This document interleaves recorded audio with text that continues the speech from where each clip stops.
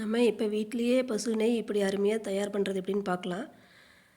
நம்ம வீட்டில் இருக்கிற தயிரை வச்சு நம்ம இந்த மாதிரி நெய் எப்படி ரெடி பண்ணுறதுன்னு பார்க்கலாம். ஃபஸ்ட்டு வந்து நம்ம வந்து தயிரில் வந்து மேலே இருக்கிற அந்த ஆடையெல்லாம் வந்து நம்ம அப்படியே எடுத்து எடுத்து இந்த மாதிரி ஒரு பாட்டிலில் வந்து நம்ம சேர்த்து வச்சுட்டு இருந்தோம்னா வச்சு நம்ம ஃப்ரிட்ஜில் வச்சுட்டு நம்ம அது ஓரளவுக்கு ஒரு வாரத்துக்கு சேர்த்தோம்னா இந்த மாதிரி ஒரு பாட்டில்ஸ் வழியே வர அளவுக்கு வந்துடும்.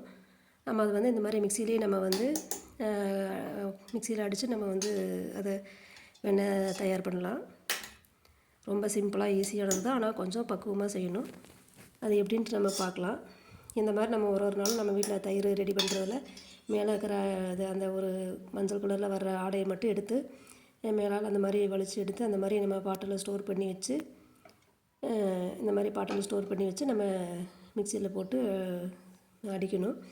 அது வந்து கூலிங்காக இருக்கிறப்ப நம்ம வந்து இது மிக்சியில் அடிக்கணும். ரொம்ப கூலிங்காக இருந்துச்சுன்னா ஒரு 10 நிமிஷம் நார்மல் டெம்பரேச்சருக்கு வச்சுட்டு அடிக்கணும். நம்ம வந்து ஆடை மட்டும் நல்லா அடிக்க வந்துடும். அந்த மிக்சியில் வந்து நம்ம வந்து கொஞ்சம் ஸ்லோவாக ஓட்டணும். நம்ம வந்து ஸ்பீடாக வைக்கக்கூடாது.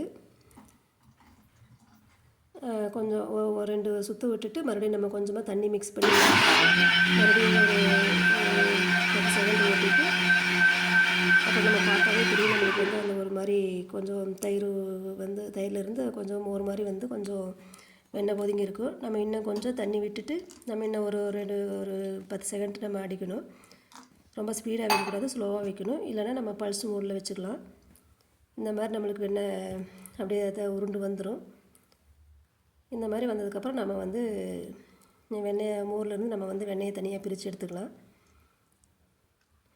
நம்ம வந்து கொஞ்சம் ஸ்பீடுக்காக கம்மியாக வச்சு நம்ம பார்த்து பக்குவமாக பண்ணணும்.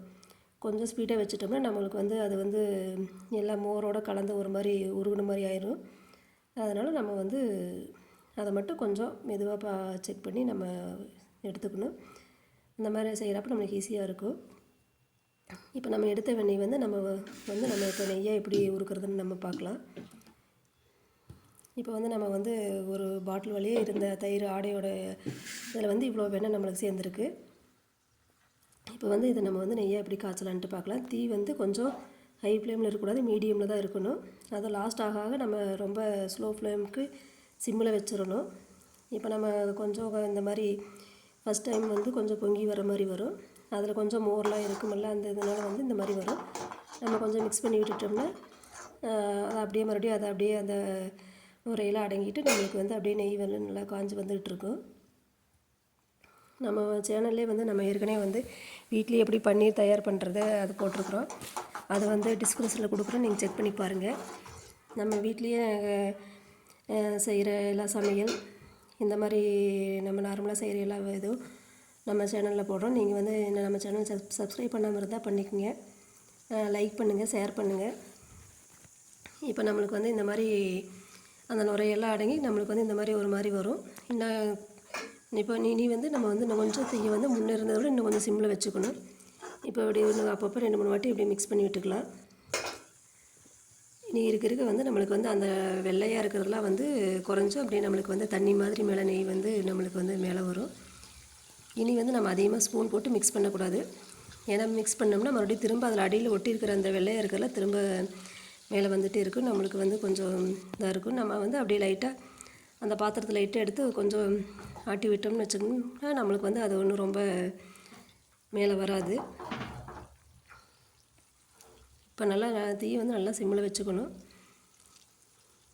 இனிமேல் தான் நம்ம கவனமாக இருக்கணும். கொஞ்சம் விட்டோம்னா கரிஞ்சிடும். அதனால் வந்து நம்ம பக்கத்துலேயே இருந்து நம்ம பார்த்துக்கணும். இந்த இப்போ நம்ம உள்ள நம்மளுக்கு வெள்ளையாக இருக்கிறதெல்லாம் அப்படியே கீழே படிஞ்சிட்டு நம்மளுக்கு நெய் மட்டும் மேலே தனியாக நம்மளுக்கு வரும். இந்த இப்படி இருக்கிறப்ப வந்து லாஸ்ட்டாக வந்து ஒரு மாதிரி ஒரு மறுபடியும் முன்னாடி இருந்துக்கிட்டு இப்போ கொஞ்சம் வேறு மாதிரி வரும். அதை நம்ம பார்த்துட்டே இருந்தோம்னா நம்மளுக்கு தெரியும். அந்த வெள்ளையாக இருக்கிற அந்த இதெல்லாம் வந்து அப்படியே கீழே படிஞ்சிடும். இனி வந்து நம்ம வந்து அவ்வளோதான், நம்மளுக்கு வந்து நல்லா நெய் ரெடி ஆயிடுச்சு. நல்லா இதுக்கு மேலே விட்டோம்னா நெய் வந்து நம்மளுக்கு வந்து செவந்து ஒரு மாதிரி ஸ்மெல் வர இதாயிரும். அதனால் நம்ம இதுதான் கரெக்டான இது. இனி நம்ம அடுப்பு ஆஃப் பண்ணிவிட்டு அடுப்பை அப்படியே அடுப்பு மேலே வச்சிட்டோம்னாலும் இன்னும் அப்படியே இருக்க அப்படியே நல்லா இதாகிக்கும் அந்த சூடே.